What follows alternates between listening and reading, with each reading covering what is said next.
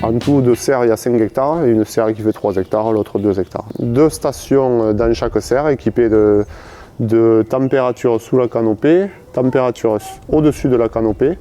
Et ensuite, on a les sondes AquaCheck, donc ça c'est pour l'humidité du sol. Et ensuite, on a des dendromètres pour le diamètre du tronc et pour le diamètre du fruit.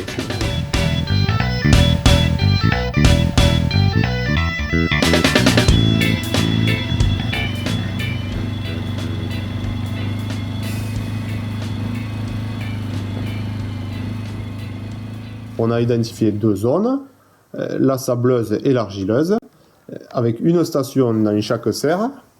Ça suffira à prendre les décisions et à suivre l'évolution du dendromètre, des tensiomètres et des températures pour apporter l'eau nécessaire à la plante.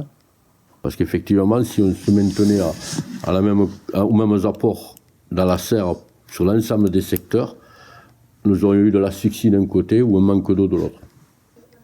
Et donc si on rentre sur un programme, ça c'est le programme. Voilà.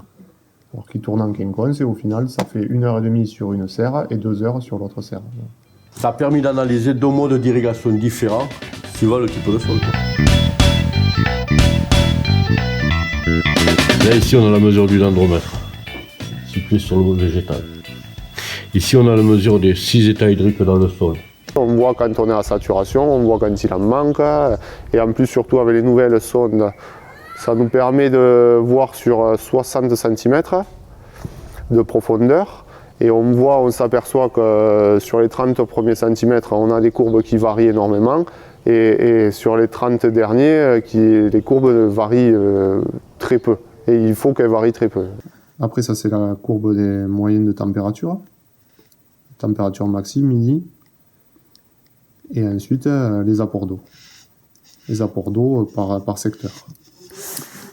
Avec le TP. En bleu, on a le TP, l'évapotranspiration que l'on trouve dans la serre. Le TP, on le mesure comment? Grâce à une station qui est installée qu'on appelle météotype, qui est 2 capteurs qui sont primordiaux, donc le vent, là la serre n'est pas trop congelée, et le pyranomètre, tout l'ensoleillement. Et bien sûr avec la température. Cet été, on a changé 25 fois de programme parce qu'en fait, ça nous permet d'avoir une souplesse de choisir exactement le programme et les doses qu'on veut apporter à la plante d'eau. Là, c'est tous les programmes que j'ai créés moi. Goutte à goutte, 3 heures sur un jour. L'irrigation micro-jet, 2h30. L'irrigation en quinconce. Bon, ça c'est le programme d'antigel, 15 minutes en alternance. On peut faire tout ce qu'on veut. Tous les matins, je me fais je prends le rapport avec les courbes. Et là, on analyse en fonction de... Si les courbes chutent, comme on voit clairement là, on décide de relancer l'irrigation. On voit la courbe évolutive tous les jours, suivant les températures qu'il fait, on voit la courbe qui monte et qui descend. Il faut qu'il ait une courbe ascendante du début de la semaine à la fin de la semaine en fait. Du coup, voilà, ça nous permet de voir que le végétal continue à pousser.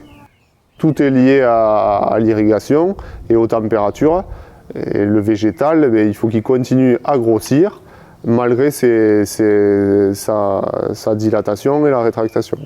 Alors le dendromètre, c'est comme une prise de tension, quoi. C'est un pied à coulisses qu'on a installé en permanence sur le pouls du végétal, quoi, qui mesure son flux et le passage de sève.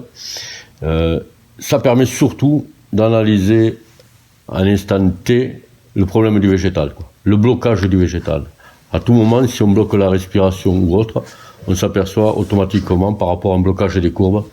On a cette visualisation à l'écran. Par contre, il est clair que tout ce qui est mesure de dendrométrie s'associe avec d'autres phénomènes de capteurs, qui sont le phénomène de variation de température journalière, donc choc thermique, de trop d'apport d'eau qui vont nous créer de l'asphyxie.